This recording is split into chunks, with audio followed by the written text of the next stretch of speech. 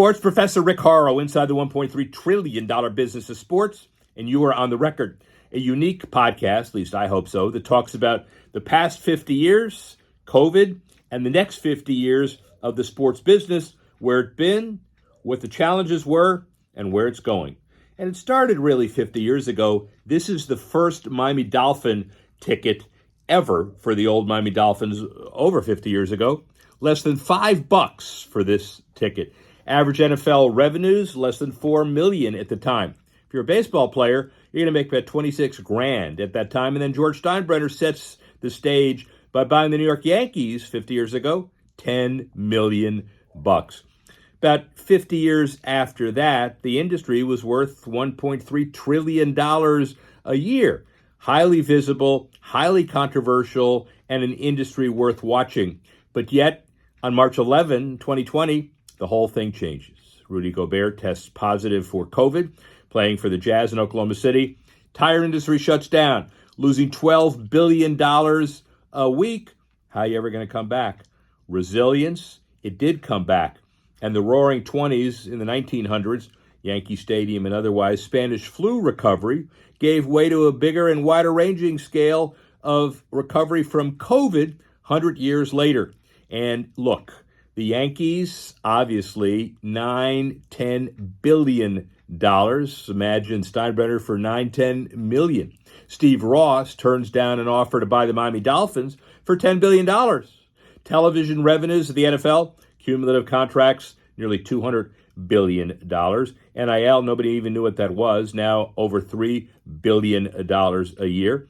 And when you think about all of the numbers, it's a success after COVID because of three factors. One, survival of the fittest, uniqueness. Second of all, creativity in the context of taking the next step and standing out. And third, collaboration, cooperation, best practices. You put all of them together and you look at the next 50 years. Big challenges, Web 3.0, globalization. We're scared of AI. What are we going to do with it?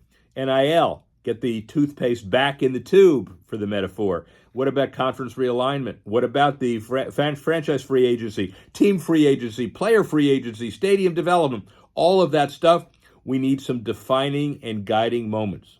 Well, luckily, this podcast can give you some of that perspective with some unparalleled cooperation with the Falk Institute of Sports at Syracuse University and the UNLV Global Sports Innovation Institute as well, along with the partnership that they had sponsoring the SEICon Development Conference with USA Today.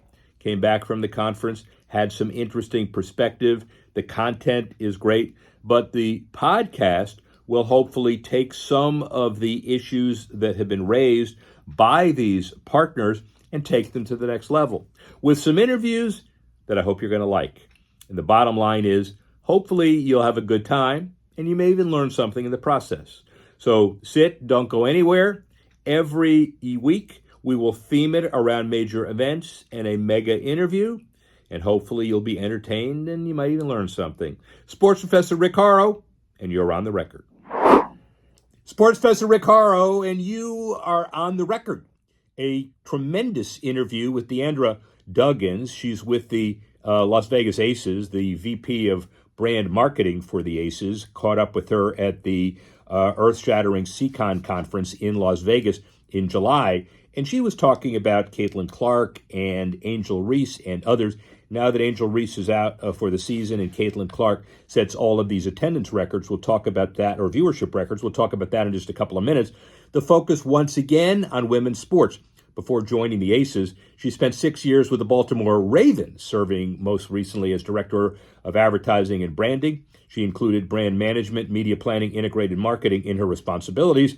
Bachelor's degree from NC State, master's in Georgia State Sports Administration, named in the Georgia State's 40 under 40 in 2020 for the significant contributions to the sports industry. She was at the Georgia World Congress Center Authority, roles in Events DC, SME, Billy Casper Golf.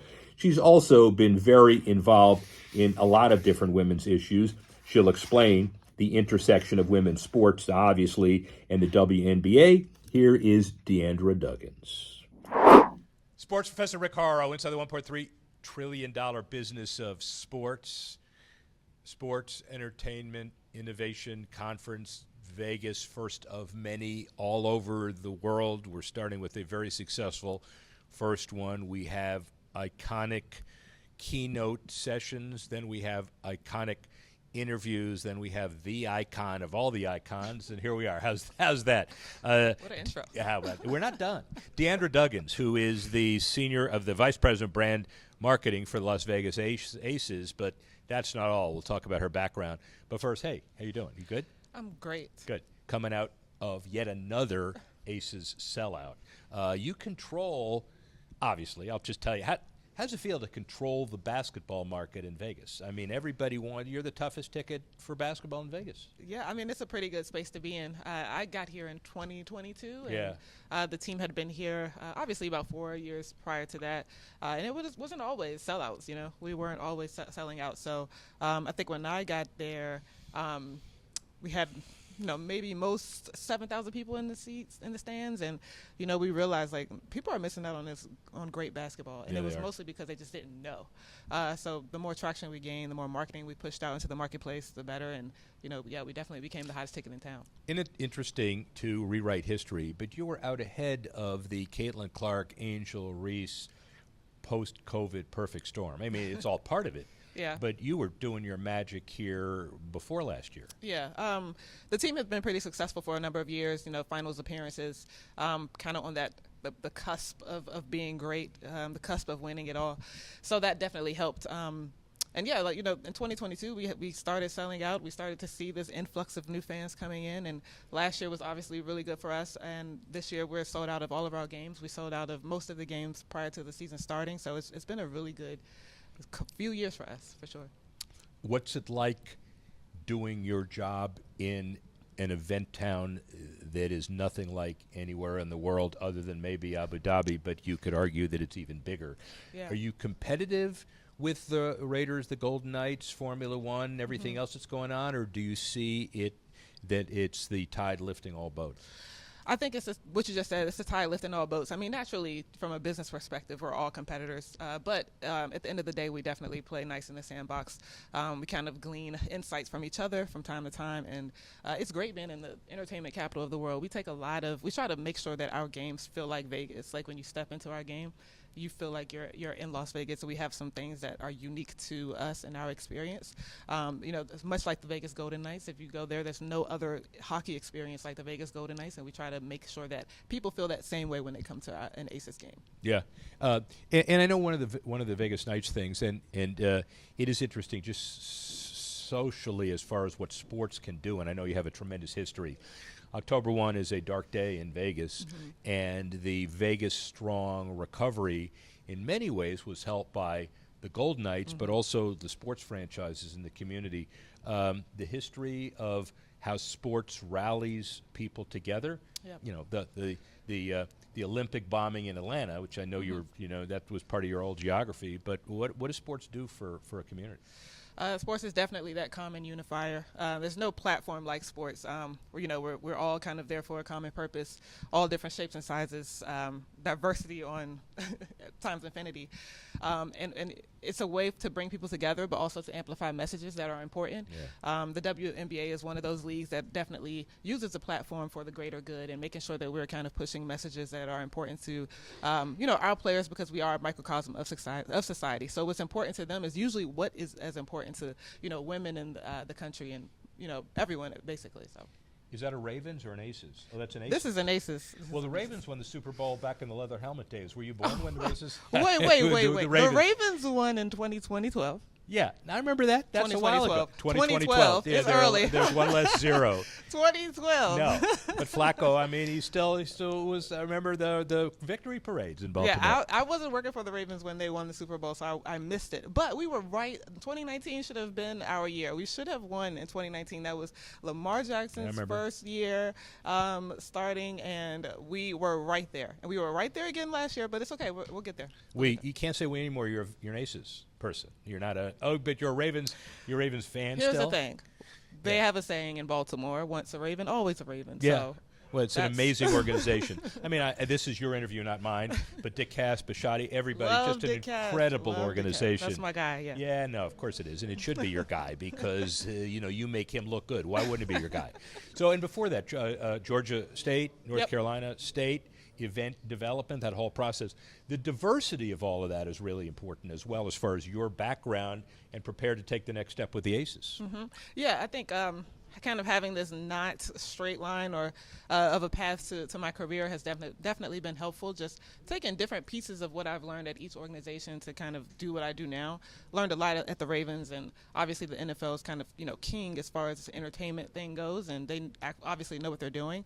So I took a lot of things from them and brought it to the Aces and try to figure out how we can also be that juggernaut that the NFL is. Sports Entertainment Innovation Conference. You've seen it a couple days. Magnificent, right? Short-term, long-term. It's going to be around for a long time. Inspiring thought? Yeah.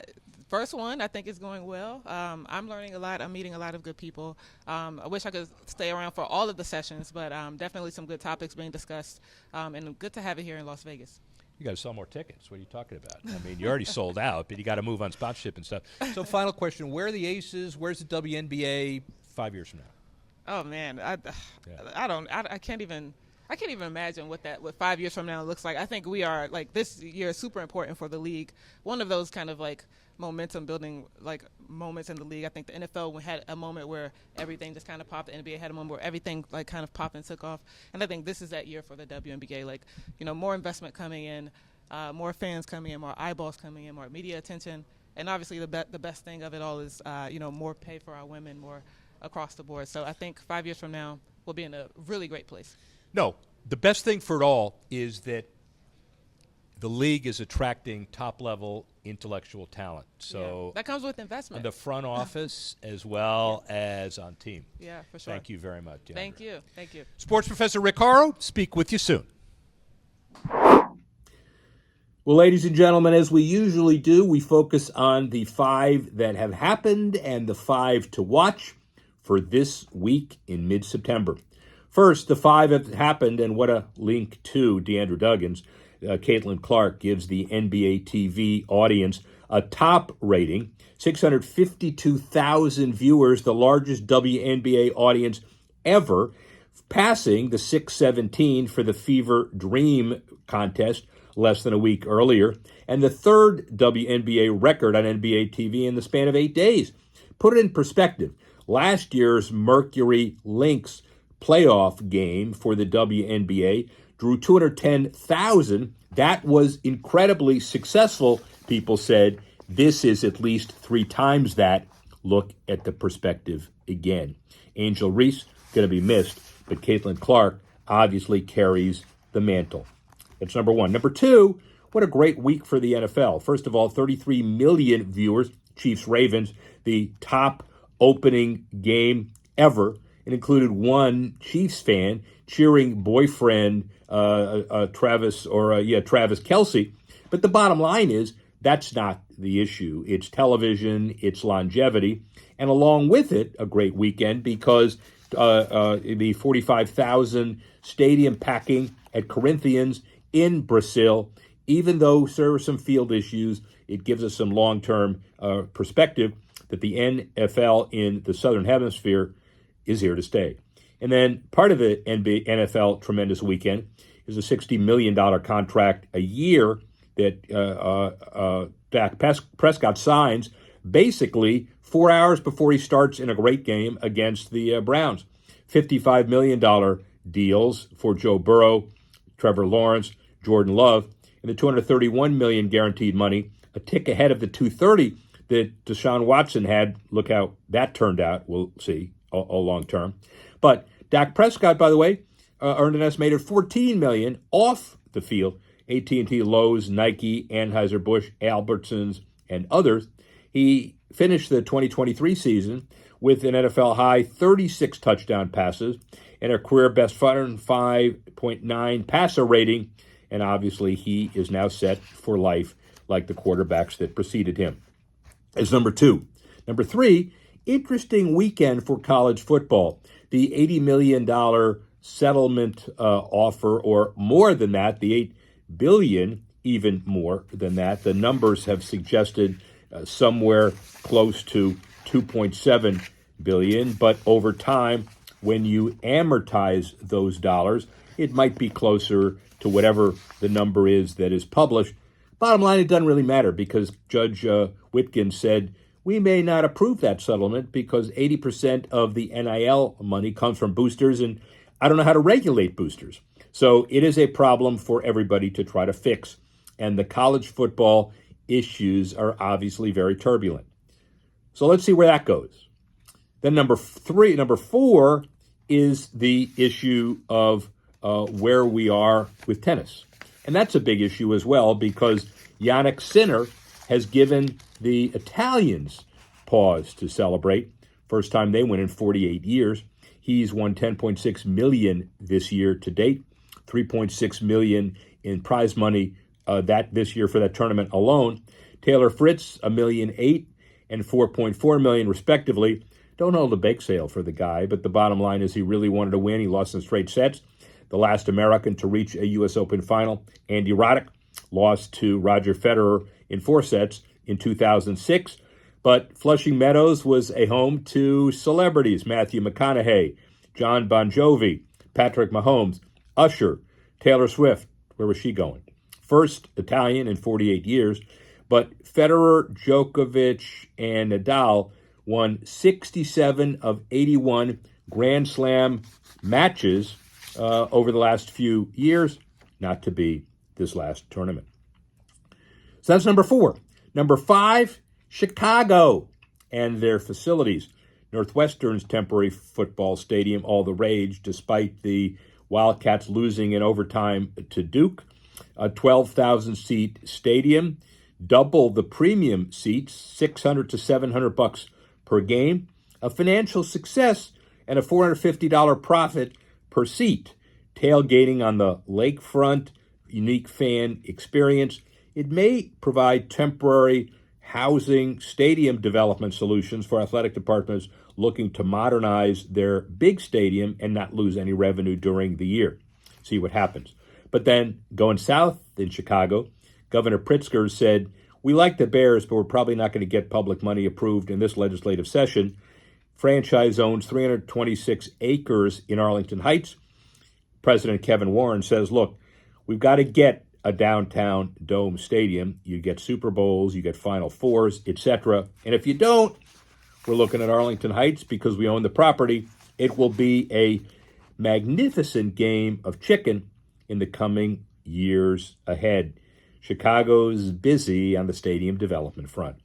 And that's you're looking forward. Looking backward, let's look at looking forward over the next week or two, the 5 to watch. Well, number one, New York City FC is not only committing their building in Willets Point in the city's Queensboro, $750 million, 25,000-seat capacity. Clutch, the sponsorship sales agency, in concert with United Talent Agency, they brought their Capital RX kit and sleeve sponsor deal, and what they earned was the ability to market and sponsor. They're in the middle of implementation. It is no longer a question of if, but a question of when. Second to look forward to is what happens with NASCAR. 13 of the teams renewed their franchise deals. 2 that did not included Michael Jordan's front row group. NASCAR recently agreed to a $7.7 billion media distribution deal with Fox, NBC, Warner Brothers, Discovery, Amazon for 2025 through 2031 and factored in a 7-year agreement with its franchise prices and charter team entries, which is what they call it, of up to $20 to $40 million per team. New teams picked up, other teams did not. We'll see where NASCAR goes. Obviously, significant new revenue means significant new negotiations. So that's number 2 to watch. Number 3, Home Run Dugout raises $22.5 million in Series A funding. Laganapi Capital Partners, and the deal is a soft toss baseball location, which includes augmented reality, full-size wiffle ball field called Beer Garden Baseball.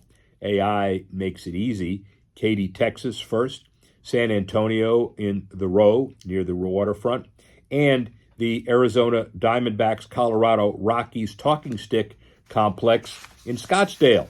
They're raising the money and they're looking to extend this just kind of like what Topgolf does, PopStroke, and others. Watch their successes. That's number 3.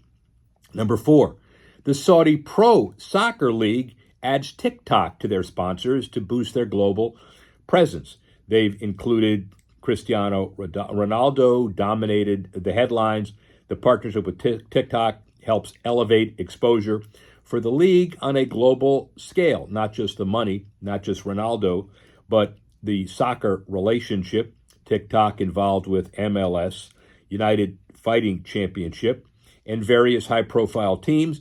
They also confirmed, TikTok, this week that they signed a multi-year extension with the National Football League. In the meantime, the Saudi Pro Soccer League returns to action September 13. See where that goes. That's number 4.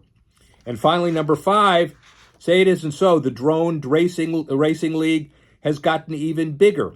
5-year agreement with the Infinite Reality, the Google Cloud relationship, providing 3D design and AI-based services to brands across e-commerce, sports, entertainment, and education industries. The Infinite company, Reality, acquired Drone Racing, where the president served and continues to be. Several recent additions by the company as it built a relationship with the Google Cloud. It includes regenerative startup, Google pushing its company's AI support. It boasts that 60% of generative AI startups are Google Cloud customers, and recent accounting has tabbed Google with about 11% of the overall cloud computing marketing deals. So they are not standing pat. And that's your 5 to look forward to in the next couple of weeks. Busy next couple of weeks. We would like to thank Deandra Duggans for her involvement in this podcast and also her successes with the Los Angeles Aces, with the prior Ravens and otherwise. We'd like to thank all of those, Callie Kazar, for putting this podcast together. We'd like to thank you all for watching and listening, and join us next week when we go inside the $1.3 trillion business of the world of sports, and we're on the record. See you next week.